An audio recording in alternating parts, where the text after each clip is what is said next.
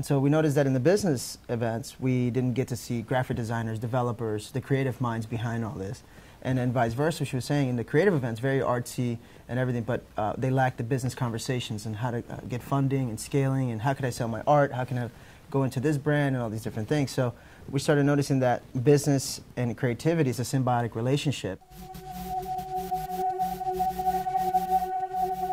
Welcome to today's segment of Made in Dade. Today we have Jossua and Brittany with us, the founders of Creative Glue, a networking series of events that bridges the gaps between the creatives and business. Thank you so much for coming. Thank you for having us. So how did you guys get together? Talk to me about the first steps that led you to create Creative Glue. Well, as far as us getting together, Josh and I go way back. It's actually my high school sweetheart here. We've known each other for 17 years, been in each other's lives.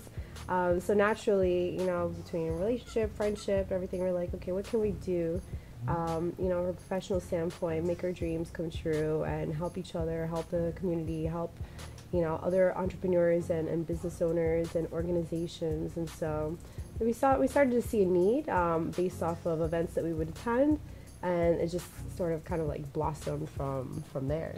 What is Creative Glue, and exactly, like, talk to me a little bit about what you mean by a networking series. Like, what do you guys have to offer? So we came up with these series because we couldn't just have events, right? We want to create experiences, and an experience is something that you remember, right? When you go to a country and you smell the food and you see the art and you experience it, you're gonna always want to go back. Same with events. You know, just to pick one out, like Ultra, right? Why does 400,000 people come to Miami? It's because of the experience they get. Same with like galas and huge events around the world. So what we wanted to do was to create a series of experiences, and so, but also couple them and concept them with entrepreneurship models. So we started out with art, and then fashion, then business, then marketing, then technology, and then ultimately ending at social media.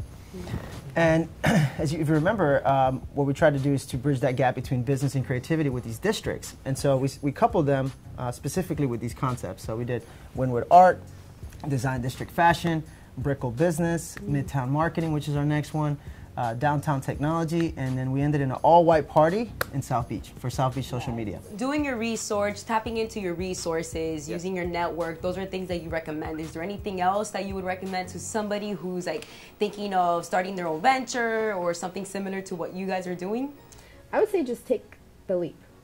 Honestly, like, don't overthink it. There's so many people, you call it analysis paralysis. Yeah, we live in 3 boxes. We do idea, strategy, and execute. And I think everyone has the idea, right? We all have ideas.